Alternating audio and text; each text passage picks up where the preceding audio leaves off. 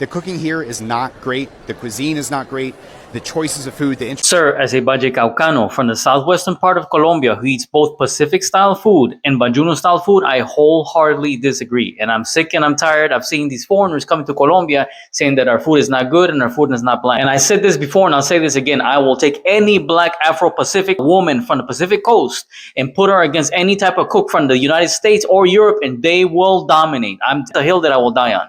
What is up, everybody? How are we doing today or tonight, wherever you're seeing me from? My name is Rey Condor. I'm a digital content creator. I was in Medellin about 2 weeks ago. Mr. Miranda, don't worry. I'm not making a video yelling at you and wagging my fingers that you're wrong and everything else. It's not about that. I just want to, take your video. I want to dissect it and, clarify some things that I believe some people have wrong. I'm also including these people here that you can see here. I am tagging them in the video because, as usual, they're saying, oh, Colombian food is bland and has no salt, blah, blah, blah. Okay, first of all, let me begin by saying this. I'm not paisa, all right? Whatever you say doesn't fall on me because I'm not from Medellin, all right? I come from the southwest, from the Cauca Valley. My family's half Caleño, from Cali. The one's from a small town, which I will not name because I don't want passport bros going there. And if you're new here, yes, I do fight against passport bros a lot. Like I said, I have both traditions in my culture, both Bajuno, which is from the Cauca Valley, and also the tradition of the people of the Pacific who are very African descent. And we also have a lot of African descent peoples in Cali. So we're going to start again from the beginning, and then we're going to cover each topic that he's talking about, and I'm going to clarify a couple of things. However, I'm going to go a lot into the food portion because Colombia is not just Medellin. We're multinational, multi-ethnic, multicultural. Is living in Medellin better than living in the U.S.? Every time people find out I live here long term, they say, wow, living the dream. It's the grass is always greener syndrome. And He's 100% right about that. And the problem is with a lot of people that go to other countries, not just Colombia, they first think, oh, wow, it's a lot different, it's fresh start. And then when you're there, you start to realize it's not what you thought it was going to be. I want to tell you that when you go live somewhere new, it's like being in a relationship. In the beginning, you're enamored, you don't say anything wrong with the person, you ignore the red flags, but over time, the relationship normalizes, and you start to realize things that you go, ooh, I don't know if I like that, or ooh, it can be really frustrating. So I'm going to tell you a few things here that really frustrate me with Medellin, and these are just opinions. Again, there's no perfect place. So once again, he's just saying that these are opinions. People have different experiences, so his experience could be different than mine, right? He says he's Mexican-American. I am a Colombian, born and raised in Colombia, came to the United States, went back, finished my high school there and everything else. It really depends on your experience. It really depends on through the eye of the beholder. So I can't really get mad too much if, people have different opinions about foods. But what I don't like, which we'll get into in a minute, I don't like is misrepresentations because all of Colombia is not Medellin. And I will cover that in a moment. Okay, number one, cuisine.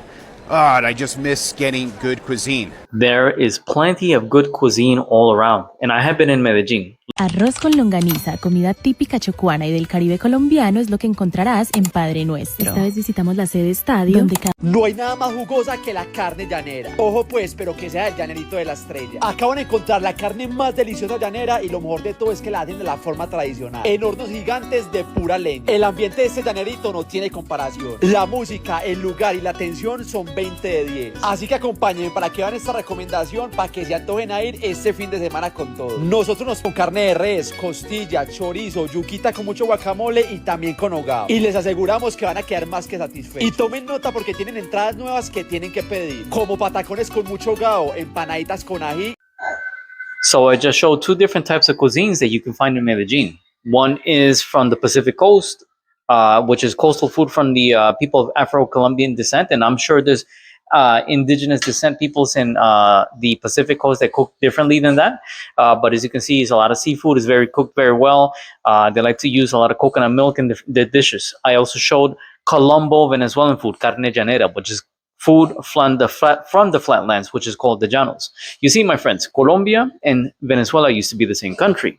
Between Colombia and Venezuela, through the middle part, there is a flatlands. There is a group of flatlands called Los Llanos. They're called Savannah Flatlands. The people of the Savannah Flatlands are cowboys. se ordeñan todas estas vacas. Hablemos del ganado en el llano, las razas más comunes, los fines de la ganadería y por qué la mayoría de reses pasa por lugares como su vaca Sanare. And what they do is they take their beef, they take a big stick over a big roaring fire, like in a circle, and they put this beef all over it, ribs and everything else. Mamona, which is basically, I think it's veal or something like that. They put it all over the roaring fire for people, and that's how they make their beef. They're known as cowboys. Do we have cowboys in the Paisa region? Yes, we do. But like I said, that's a different group of people. What people don't understand is Colombia is multi-ethnic. And when I mean multinational, I'm saying that each region is so different from each other that we're like a different nation, different ways of talking, different ways of thinking, different ways, different dialect, different ways of speaking. My ex-girlfriend, whom is from Cartagena, which they're very much into seafood also, she talked like a Puerto Rican. She came to the United States. People didn't know she was Puerto Rican, Dominican, or Cuban because of her accent. Hoy preparamos sancocho de pescado con leche de coco. ¡Qué vaina plena a cocinar! Empezamos haciendo el sofrito con todos los vegetales, cebolla, apio, ajo y enseguida vamos agregando el pescado. ¿Pero cuál pescado? Para esta receta vamos a utilizar el baile de mi familia, el fresco, que es un pescado que tiene bastante carne y puro sabor a río. Vamos sazonando con pimienta gorda, sal y pimienta. Agregamos el agua, el bastimento y la leche de coco. Terminamos con cilantro. Vamos fritando el pescado y enseguida unos patacones. Servimos y mírame qué belleza. ¡Ey! Ya tú te la sabes. It is a known fact amongst us Colombians that the Colombians of other areas poke fun of two places, Bogota, and we poke fun of Medellin, because we like to say that people of Bogota don't know how to cook, that they don't put any type of seasoning in their food. We like to say that the people in Bogota get sunburnt easily. We like to say that the people of Bogota don't know how to dance, that they lack personality and everything else. And a lot of us will also say the same thing about Medellin. However, Medellin has a better cuisine, I'll tell you that, than Bogota. And there are some places, depending where you go, because even he himself admitted that not all of it is bad, that there are some places that is good. Aquí tenemos bandeja paisa, que realmente es de Medellín, pero se come en todo Colombia, y el sancocho, que es una sopa súper típica. Lleva ternera, patata, mazorca y encima, ¿no? The thing is this. The other areas, especially the northern coast and the Pacific coast and the people of the Cauca Valley, people from Ibagué, people from Santander, we like to poke fun of them because their food is not very well seasoned. And I'll tell you why. All right. The term paisa, it basically means it's term relegated to a certain group of people, farmers, campesinos, country folk, who are in the coffee region. Meaning that if you are a farmer or a country folk and you're in the northern coast, you're not a paisa. If you're a country person, let's say in one of the islands in the Caribbean that we have, you're not a paisa. Even in Cali, if you have a farm, because my family comes from lots of farmers on my mother's side, they're not paisas. If you go to the far south near the Ecuadorian border, you're not a paisa. So what makes a paisa a paisa? A paisa are descendants, peasants, or country folk who work in the coffee access region. And the coffee access region, like I showed that map before, it entails certain parts of different departments, what you guys call states. We call them departments or provinces, and they have their own type of unique culture and identity. And because they're descendants of farmers, their food basically reflects their farming lifestyle. The thing about Medellin, it has become international, it has grown fast, and has become a metropolitan area. You understand this? And it's basically it's like Nashville, Tennessee of country folk. If you go to the United States, people are complaining, who's real country? Are the people from Alabama real country? Are the people from Texas real country? Are the people from North Carolina, South Carolina, who's true country? Because I've heard other paisas complain about the people of Medellin. And I'm not putting Medellin down. Beautiful city. But you have to understand, like my teacher said, because I had a Chinese teacher back in the States when I used to live in the United States. My teacher used to tell me, you do not order steak from a seafood restaurant and you do not order seafood in a steak restaurant. What are they known for? They're known for the bandeja paisa, which is like the paisa platter. Vamos con bandeja paisa. You know, which you have the sausages, you have the fried egg, and either ground beef or the cooked beef. Stop everything. Who said that the only good food in Colombia is the bandeja paisa? Yes, it's delicious, but it's not the only one that exists. We have regions full of flavors, traditions, and stories in their dishes, but everything is reduced to rice, meat, pork rind, and beans. ¿Y qué me dicen del sancocho bayuno, del mote de queso costeño o del tamal tolimense? Now each region has its jewel, and not everything has to have rice and meat to be spectacular. I'm not saying the bandeja paisa is bad, but the best? No, I don't think so. What do you think is the most underrated food in Colombia? Let us know in the comments. They're known for, frying pork, or not. The new thing is they have pork in a barrel.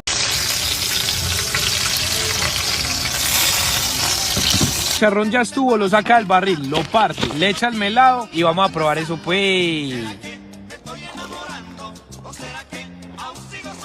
En muchos lugares se ofrecen ceviches de chicharrón, pero uno se pregunta, ¿en dónde me puedo comer uno que sea verdaderamente delicioso? Miren en la presentación a este plato, viene con platanitos, arepa, guacamole, mejor dicho, esto se ve exquisito. Local. Les voy a presentar la hamburguesa La Chicharrona. Esto trae pulled pork que está ahumado en un ahumador texano durante 14 horas. Y miren esto como se ve de espectacular. Y dentro de sus fuertes, uno de los mejores platos que ellos tienen es el tomahawk. Miren el tamaño a esta carne, viene con mazorca, papita, ensalada. Esto se ve tan delicioso. Es lo infaltable que tienen que probar. Ustedes acá también van a encontrar mucha variedad de cócteles. Este lugar se llama Ceviche Chicharrón de Light y en la descripción les dejo más información. The pork skin in a barrel with the meat attached, because they're known for having, that type of lifestyle. That's what they're in for. The frijoladas, which is their beans. Estos son los frijoles más sabrosos que he hecho y son facilitos de hacer. Empezamos a cocinar los frijoles verdes con zanahoria, cebolla blanca, pimentón, ajo hasta que estén blanditos. Por otro lado vamos a hacer un sofrito con tomate, cebolla roja, cebolla larga, ajo, sal y pimienta. Beans, they'll put hogao. So if you see here in other Latin American countries, because I know you're Mexican and I'm a Colombian, and Puerto Ricans, all Puerto Ricans, Cubans, Latinos, Peruvians, we all have some type of sofrito. Sofrito is a foundational aromatic sauce used in Spanish, Caribbean, and Latin American cooking. As diverse as the U.S. Latino community, so too are the recipes for sofrito. Whether you are from Cuba, Mexico, or Colombia, every country and region has its own version of sofrito, one of the basic flavor foundations for many traditional Latin dishes. Hogao is the Colombian version of a sofrito, which is a fundamental Colombian sauce added to Colombian dishes. It is made tomato and onion sauce, similar to a sofrito, made by slowly cooking tomatoes, green onions, and garlic with spices like cumin, artichoke, black pepper, white pepper and salt until thick and jammy. It serves as a versatile base for stews and beans, or as a condiment for dishes like arepas, patacones, fried plantains, and yuca fries, adding a savory, rustic flavor to many Colombian meals. Okay? In Colombia, we call it hogao. Sofrito is basically an sauteed aromatic herbs, tomatoes, onions, bell peppers, green peppers, red peppers, and they put like a little bit of cumin on top and stuff like that. It comes from Spain. The southern Italians also do it, and even northern people of Africa and Arabics do it. We add these aromatic herbs and spices into our meals. Okay, so they will add that into the food, into the meals. Not all the food here is bad, but on average, most of the time, when you go somewhere down the street to a diner, I'm not talking about the high-tier restaurants, and you just want to get some food by your house, you're just most often disappointed. Well, stop going to rinky-dink restaurants. Listen, if you want real good Colombian food in Medellin, you either go to the hole-in-the-wall places, a local place, okay, not in the gringo areas, okay, or you go to your girlfriend's house if you have a girlfriend, because some of the best food is actually cooked by the people themselves. Now, am I saying that there isn't good restaurants with good food? Yeah, there is. But I mean, for you to say to going down the street and then you will be disappointed, it's like me going down the street finding a diner and I'll be disappointed. Because trust me, when my ex-girlfriend, whom is from the northern coast, who grew up, her family upon generations grew up on the coast eating seafood and different types of food. And we went to Mexico and she said in Cancun, she said it was very similar to what she eats back at home when it comes to the seafood, minus the tortillas and stuff like that. She wasn't impressed. When she was in Texas, she tried Texas barbecue, which she really did like. However, a lot of the diners and the regular foods, she didn't like. Maybe if you go to a high-end fancy restaurant where you actually have good cooks and stuff like that, but that goes everywhere. That's very subjective. Likewise, like I get the trolls in my comment section, they will find like the worst food that they can find and they'll take on the internet and send me a picture, saying that this is all we have. No, I guarantee you there's a lot of good food everywhere. You need to go stop hanging around the red. No, I'm not going to say red light district because you're not a passport bro. At least I don't think you are. But you know, it's really funny how the Northerners will come to our country, and all they do is hang around each other. They're afraid to go try like actual local cuisines, and when they do, it's like they find like the worst that they can find. Some really really cheap place. Yeah, some of the hole in the wall places will have food that will knock your socks off. Excuse me.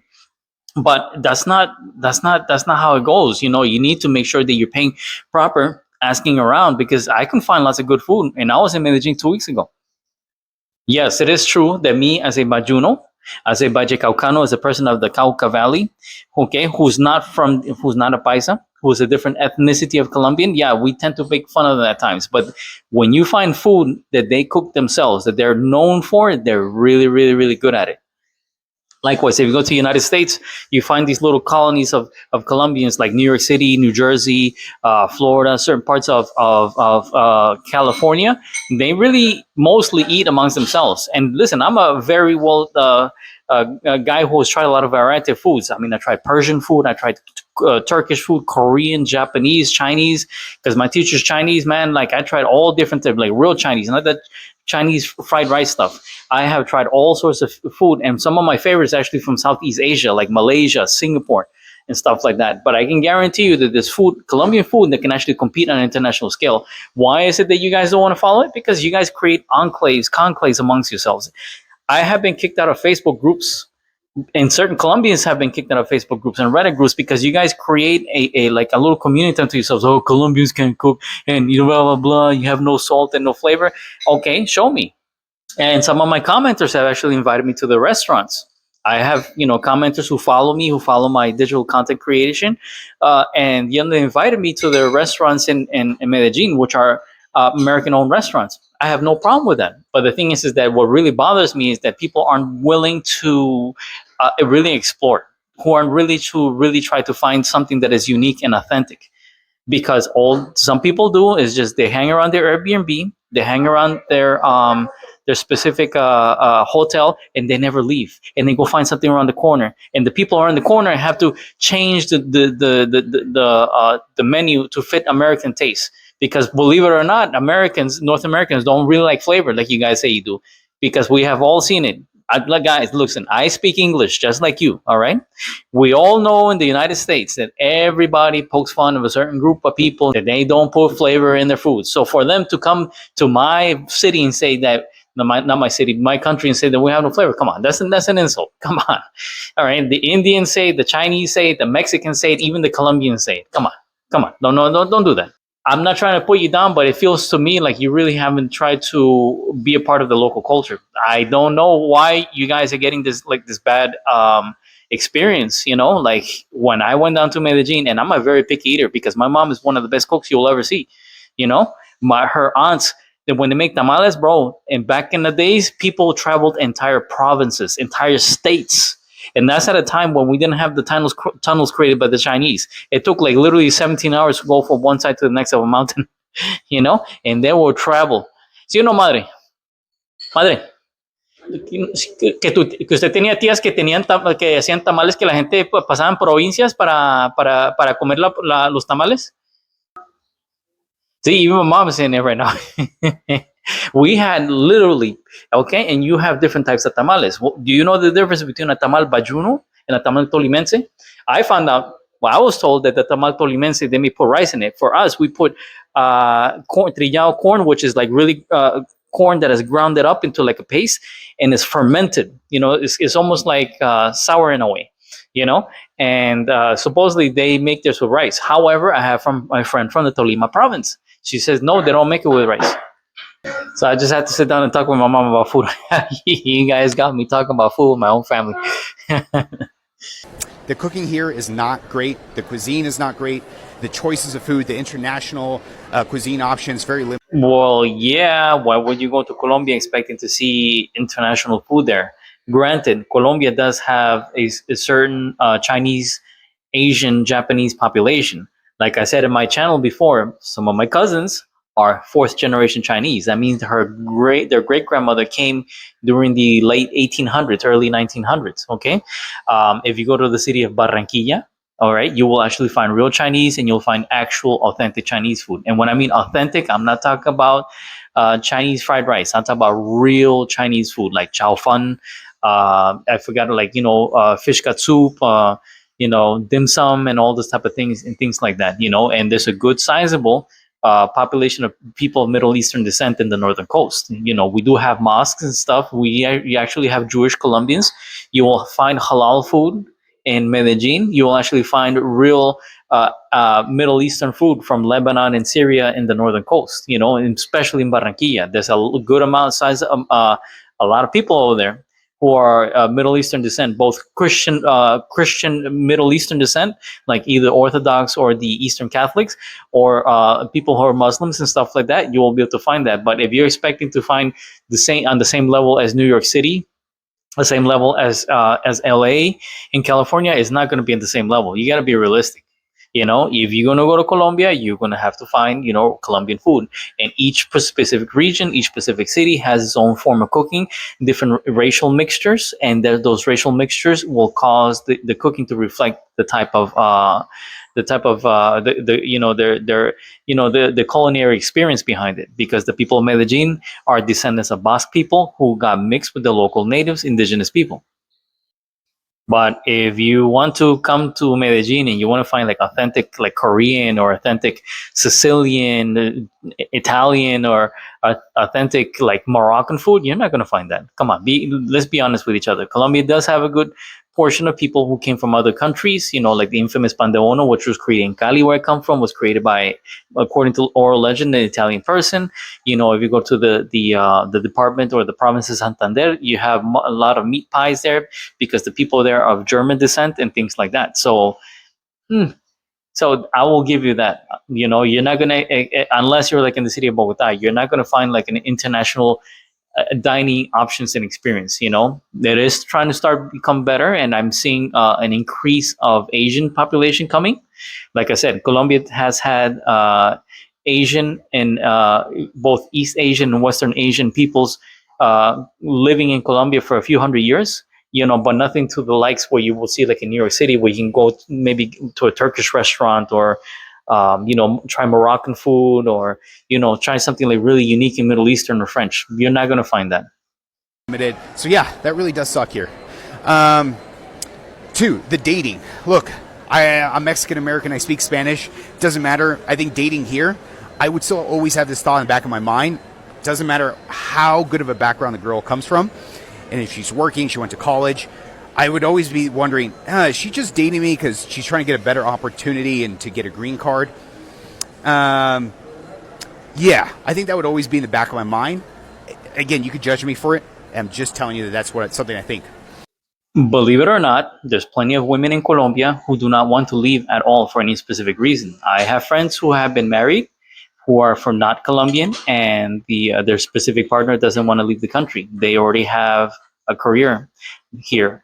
They already have family here. Why would they want to get up and leave all of that behind?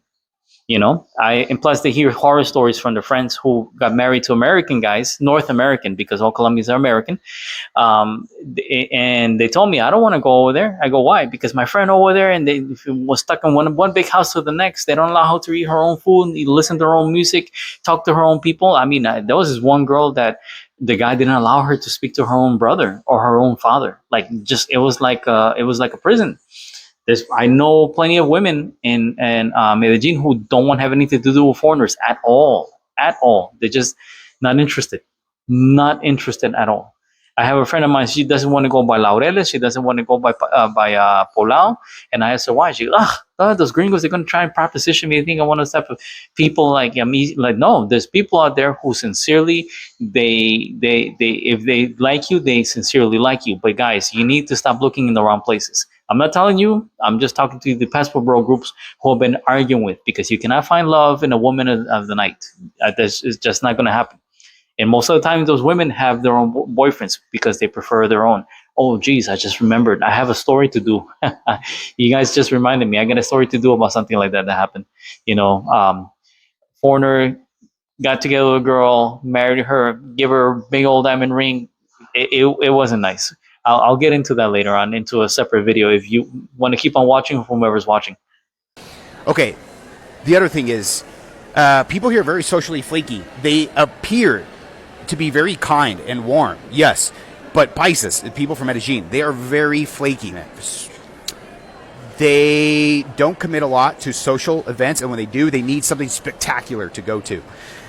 Guys and girls, I'm saying. And even Colombians from other cities, when they come here to live in Medellin, they say the same thing. They go, yeah, people here are really difficult to become friends with. Okay? No, I disagree. I really, really disagree. And I've been around most of the country, at least from the northern part. I haven't been to the southern part yet. As a person who has friends in Medellin, I never had the issue. I never had the issue. This flakiness, listen, you gotta understand that us Colombians were very indirect, and we will say yes to you because we don't want to hurt your feelings. But you need to understand that as a foreigner, it's very hard to connect. And when you invite them, they'll say yes that they're gonna go, but they're really not gonna go, and they'll come up with some type of excuse because they don't want to tell you no to your face and hurt your feelings. I was just there from Medellin. I got there in a day and a half. I did like a birthday party. I was invited. I met like 20 different people. I met an indigenous person. He's Wayu. Now, if you don't know, the Wayu are a tribe from the northern part of Colombia and also from the northern part of Venezuela. What happened was that yes, we used to be one country, and when the country got split, and the line was split in that desert, you have in the tribe called Wayu. That's not even the real name, I think, both on the Venezuelan side and on the Colombian side. And I met a Wayu person who was living with one of my friends' roommates and stuff like that. And, we chilled out, we talked. I got invited to a birthday party. Met people who I never met. And yeah, I don't understand why people consider us flaky. You need to understand is that what a Colombian will do is that you will have multiple things to do at the same time. And sometimes they're also invited to like four different parties. What my cousins used to do, what my uncle does, they'll go to a party, they'll show up for about an hour, half an hour, and then they got to leave. I got to work tomorrow morning. And guess what? He goes to a different party. I got to leave. I got to work tomorrow, because we don't like to say no. But unfortunately, sometimes it's just that, hey, sometimes we're just trying to be real nice. And, I know you're trying to invite us out and things like that, but I never had the issue. I never had the issue in Medellin, Bogota, and I'm the type of person that I don't like people from Bogota that much because the people of Bogota are known as the New Yorkers of Colombia, kind of cold, emotionally distant, and stuff like that. Until you get to know them, that's when they change and you see the Colombian side comes out. So no, I really disagree on that part. And I've heard that from foreigners. But how come I didn't have the issue? And, I was there 2 weeks ago. I was in Bello. I was in Medellin. I was in Santa Marta. I was in Cartagena. I was in like a lot of small towns. Like I didn't see the issue at all. Hey, you want to come to a birthday party? Sure. I went to like 5, 6, 7 different birthday parties. And each time they introduced me to everybody, I met like 50 different people. Heck, I even showed up at a baby shower by mistake. And they invited me in. So I was just leaving a baby shower with my friend Costeño Man. It was a surprise baby shower for a friend of mine. The other thing is appearance-based. Like, yes, the people here are beautiful, right? A lot of beautiful women. But it's a very appearance-based culture. Okay, so girls want to date guys that wear clean white shoes. I'm saying all women here. In the U.S., it's a specific subculture. Here, in Medellin, all women want guys with clean white shoes. You can't just wear jeans. Like, if you wear shorts, you look like a weirdo. You can't just go out for a casual dinner with friends and wear shorts. No, they always have to dress up, and it's really annoying. Okay, that's a lot to unpack right there. Let me just begin with the most obvious one. Okay, let's talk about the shorts. It depends on the region of Colombia where you're in. If you are in the northern coast, okay? If you're in the northern coast, as you saw my friend walking with me, he's wearing shorts. And this was like a surprise baby shower. The people in the northern coast are less formal than the interior. And the people from the interior are very, very formal. And, to go out with shorts and sandals, okay, it's considered rude. It's considered kind of dirty. And this is the reason why you have a discrimination from the people of the interior to the people of the northern coast and even to the Pacific coast. There is forms of classism in Colombia. There is form of racism in certain areas, and also prejudice, um, colorism. Is different levels to this. But if you're in Medellin, you have to dress formally. You do not wear shorts unless you're going to the beach or unless you're going to the gym. That's about it. Do not wear sandals. They consider that dirty because the bums in the street, they walk around barefoot. And in Colombia, you have a huge disparity between the poor and the rich. And because you have this disparity between the huge poor and the rich, to look disheveled, you is considered very tacky, unclean, is considered ugly. My ex-girlfriend from the northern coast, even though they're less formal, she demanded me that I have a haircut every week. I get it every 2 weeks, okay? Even though I'm a balding man. Every week I had to get a haircut according to her, okay? I had to be cleanly shaven. I had to make sure that my clothes are pressed. I had to make sure that I shower a lot. Because in Colombia, we shower like 2 or 3 times a day. And if you're in the northern coast or the Pacific, where it's very hot and sticky because they don't have AC, they shower like 5 times a day. All right. And that's the thing. Cleanliness, looking clean is more important. You don't have to be rich, but you have to look clean and organized. That's a no contest right there. Okay. There's no deal on that. They're not gonna break that. You are, if you don't brush your teeth, you don't cut your nails, a woman will not be looking at you. And this is the reason why a lot of North Americans and certain people from Europe, they tend to not get looked at, and they have to go by pleasure. They have to go by companionship, because it's about how you dress. It's about how you take care of yourself. It's about being very clean or organized. Okay. So, take a shower, put deodorant on. If you have lots of hair here, you're going to have to trim it down because the whole smell. All right. Make sure you're bathed. Make sure you smell clean. Make sure your clothes are pressed. And if you're going to go out, even if the shoes are old, clean them, please. Okay, communication. They cannot communicate directly here. If you want to start any sort of communication, business or whatever, or buying something, anything, they always have to go, hey, how's it going? How are you? Yeah, the weather, this. You're not allowed to have any sort of direct communication here because it's considered rude. And sometimes like, dude, I just want to get right to business. I don't want to talk about how my day is going. I don't care about your day. I just want to get right to the thing. Once again, it really depends on the region that you're in. All right. The people in the northern coast are not as formal. What do you want? Get it done over there. They're very straight to the point, but they're still Colombian, and you still have to talk. The people in the northern coast are considered, I just don't want to say this because it's going to cause a lot of tension and stuff like that. But, they're considered less formal, less organized, less educated and stuff like that, because they're very Caribbean people. Caribbean people have short tempers and they're very straight to the point. However, they're still Colombian. And when you're in a Colombian territory, it is extremely important that you don't act like a savage. At least, hey, how are you doing? I'm fine. How are you? How's your family? You at least ask about that. If you're in a hurry, just interrupt. Say, I'm sorry. I don't mean to be rude, but I have to, I'm in a bit of a hurry, and I need to ask you about the certain thing needs to get done, and that's it. Right? Look at the French. If you go to France, if you don't say good morning to them, you're considered a savage. Same thing in Colombia. All right. This is an old European colonial thing. Spaniards, Italians, French.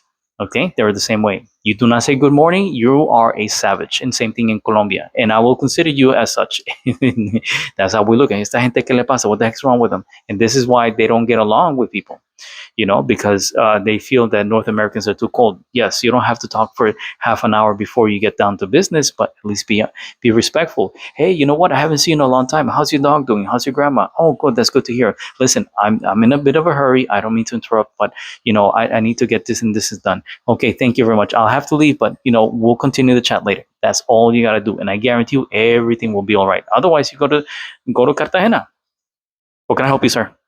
Go to the line. How come you didn't say hello? Are you a savage? That's how it is. You're in a different country. Different people have different priorities. All right. So once again, I hope everybody had to learn. Mr. Miranda, it was a great pleasure speaking with you. I'm not trying to put you down. I'm just trying to clear a couple of things up. When it comes to the food, people, please go out, explore the different parts of Colombia. You know, don't think that that block in Medellin represents all of Colombia. Different cultures, different cuisines, different ways of thinking. Arabs in the north, indigenous people to the south. You know, a lot of people of African descent on the Pacific coast. You know, different racial mixtures and stuff like that. And you'll be surprised that you find different cuisines, and you'll find cuisines that will blow your mind.